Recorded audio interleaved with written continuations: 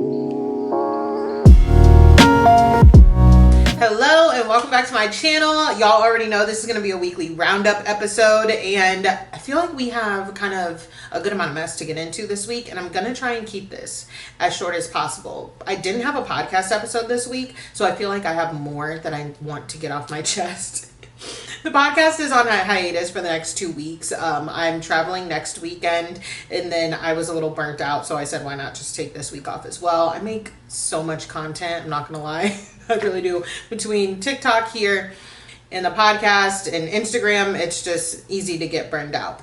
However, the first thing that I absolutely want to get into, and when I say this story has been consuming me, but I actually haven't spoken about it on socials at all, and that is the Sophia Bush, Ashlyn Harris, and Ali Krieger. Let me just go ahead and get this out of the way. I know nothing of women's soccer. The only women's soccer player that I know is Megan Rapinoe. That's it. I don't watch soccer. I find soccer to be one of the most boring sports and frustrating sports to watch. For me, don't need to get into that. So, if you've been living under a rock and you don't know what I'm talking about, I'm going to give you a quick rundown. Sophia Bush was married to this guy who she was friends with for 10 years. They got married after COVID, were together for 13 months, filed for divorce. Ali Krieger and Ashlyn Harris have been together for some time. They have two kids, two adopted kids together. Sophia and Ashlyn were away, and then Ashlyn came home and told Ali, we're done. And the next thing we know, Ashlyn and Sophia are dating. First of all, there is no mess. I love all mess, but there's no mess I love quite like lesbian mess. When my lesbian friends have drama, oh, I eat it up, because no one does mess entertainment but quite like this. Quite like the lesbians. I love it. Okay, I love all mess, but anyways, Ali Krieger is rightfully right. Oh, no, not only that, Ali Krieger is retiring. This all was announced right before her final game. It is giving diabolical. Ashlyn Harris seems to be running amok, not caring about people's feelings, and you can't do that. You know, you can't do that. People are going to be pissed, and Ali seems pissed. She's quoting Beyonce. She's letting all of the subliminal pew pew pew shots fly on Instagram. I love it. I'm eating it up. I hate it for her because I'm sure she's hurt on the inside, you know. But she's quoting Beyonce, Lemonade. Her brother's getting into the mix in the comment section. The teammates are throwing shade. I love this so much. But then this video comes out of Ashlyn and Sophia approaching Megan Rapinoe on the field, and Megan Rapinoe is very close with Ali Krieger. Ashlyn approaches Megan on the field after Sophia has just, you know, done a little to her, whatever. They had some words, it seems. And there seems to be like an exchanging of words between Megan and Ashlyn. No one can figure out what the fuck was said.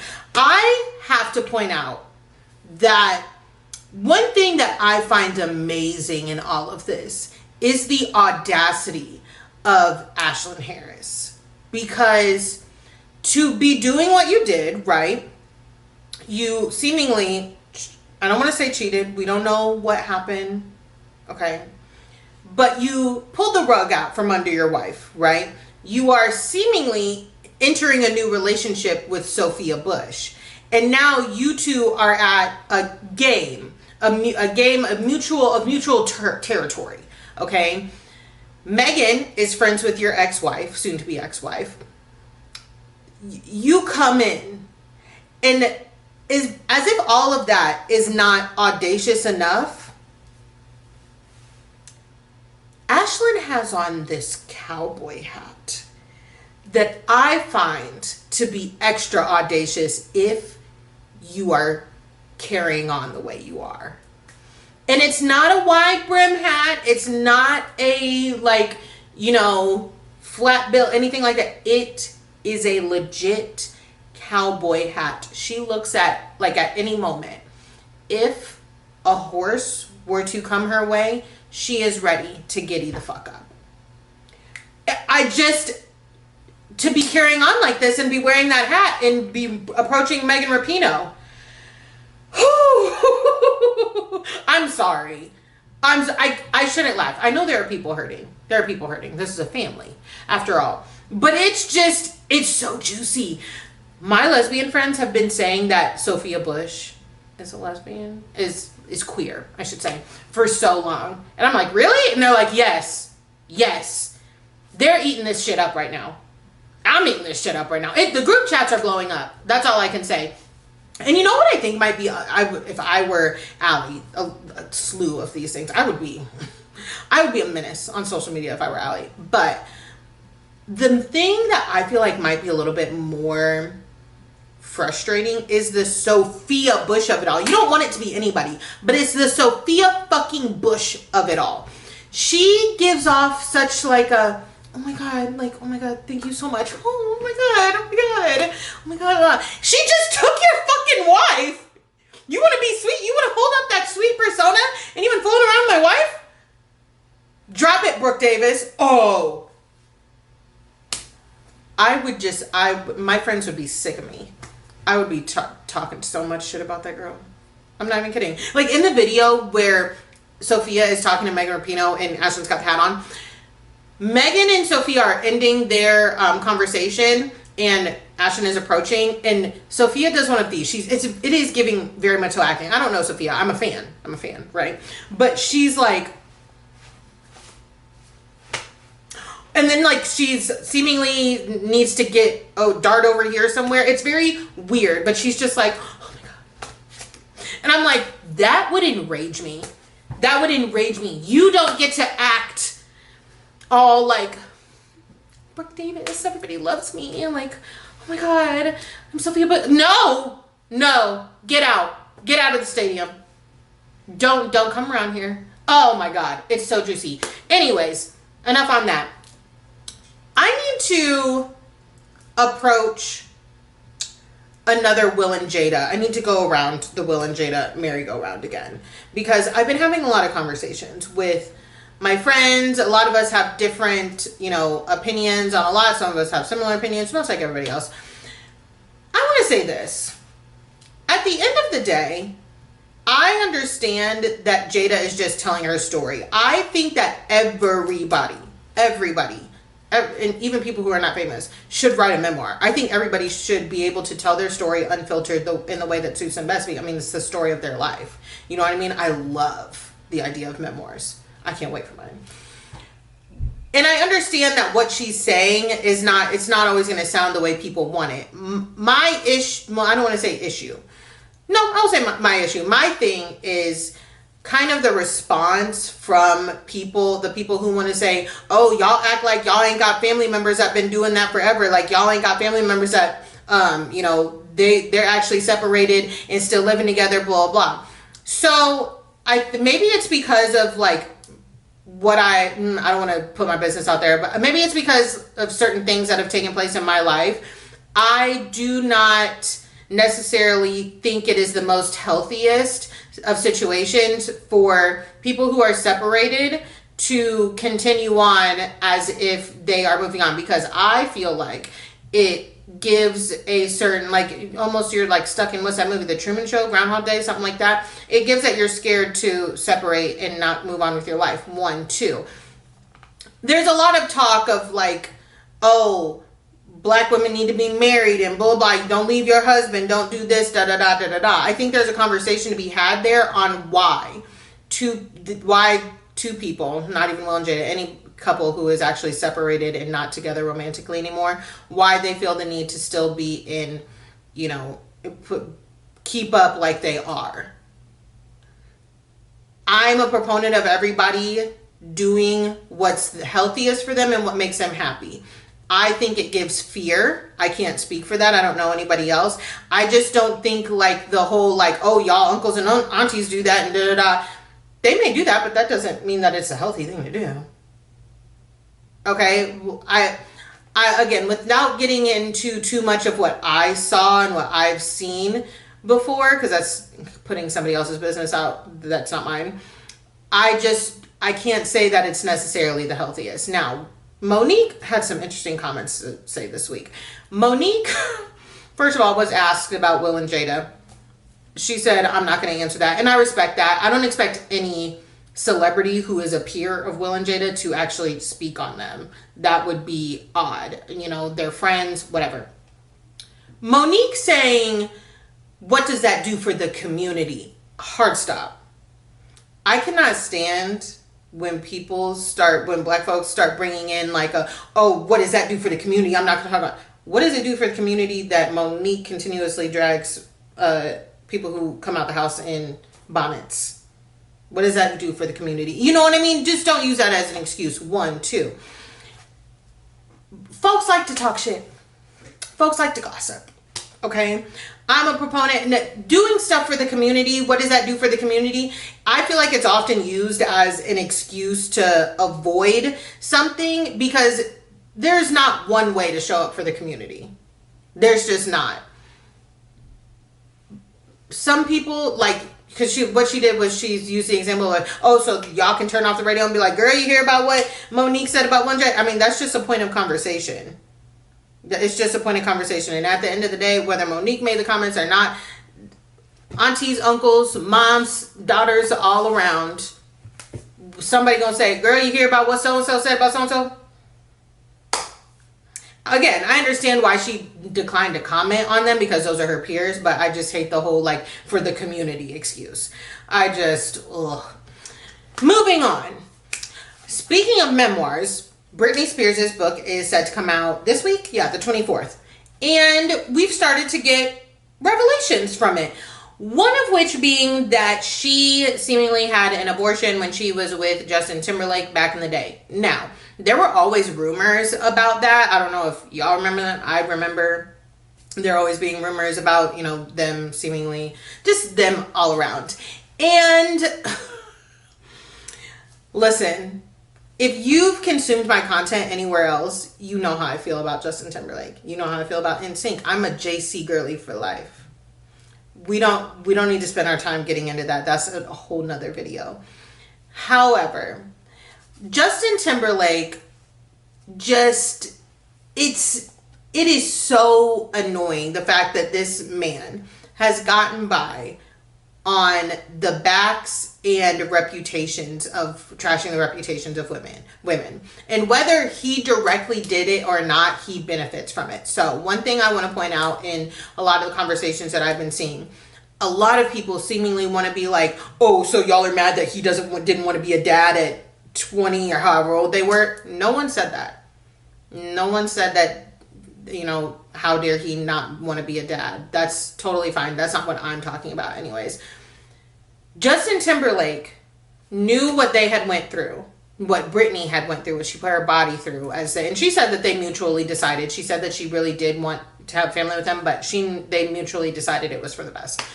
He knew what she went through, and he still used her lookalike in the Crimea River video. He still, you know, seemingly benefited from the public trashing her, and he aided in it.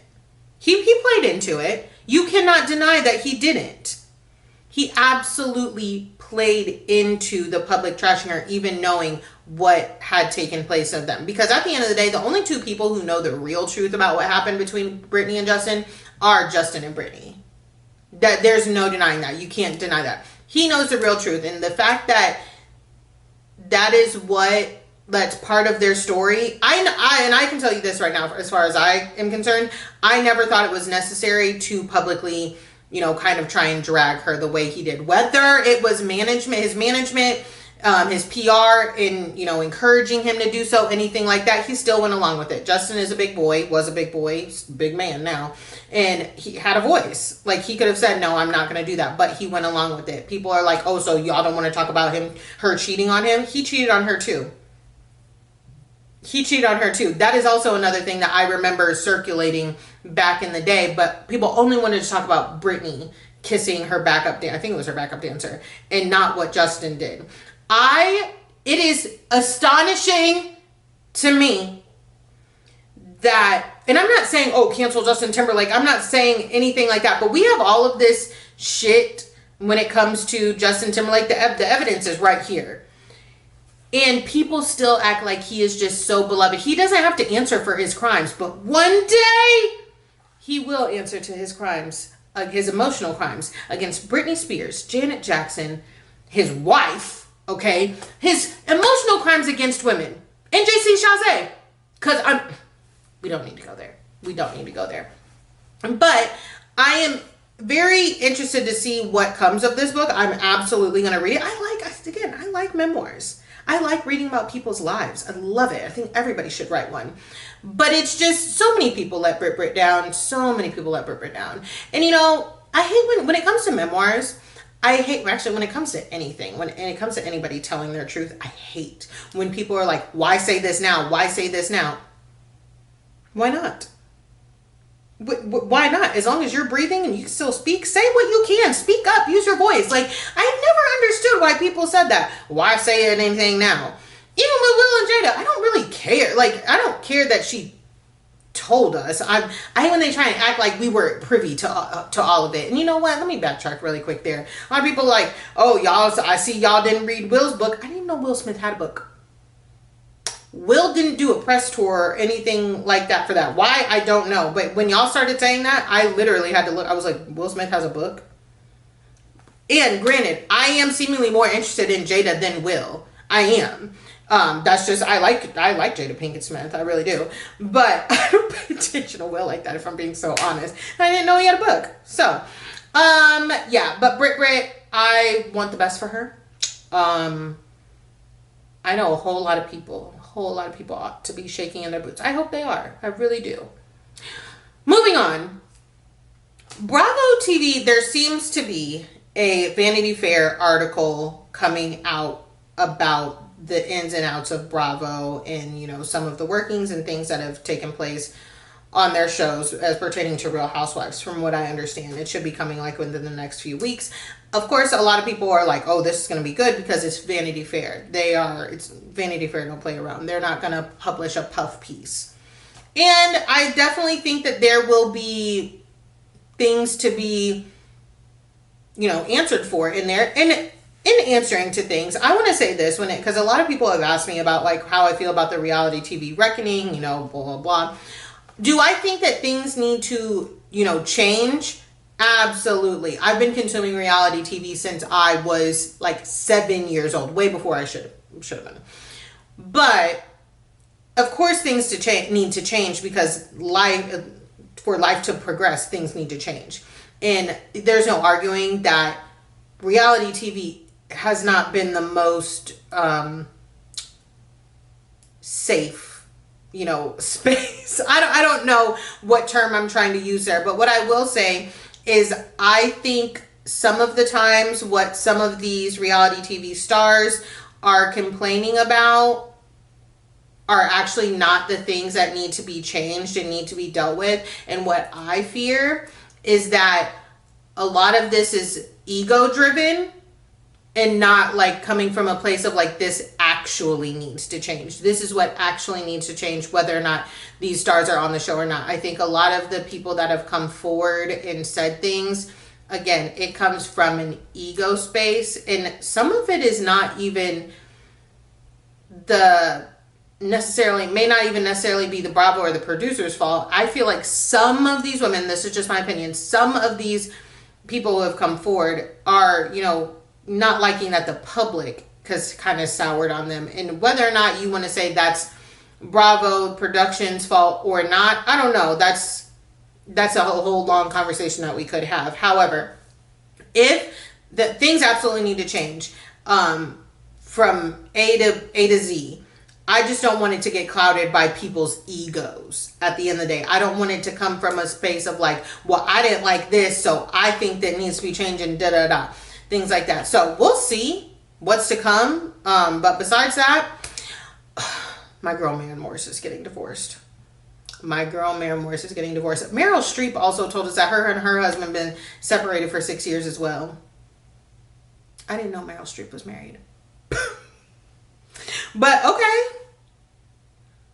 again, hate that for my girl Marin. But that's going to go ahead and wrap up the weekly roundup. Again, I was trying to keep it short and sweet for y'all. Of course, a lot of these things I could go into over and over, but you know, we'll save it for when the pod comes back. You already know, go ahead and like and subscribe. Don't forget to follow me on other socials, TikTok, Instagram. We cut up everywhere. So I'll go ahead and talk to y'all next time.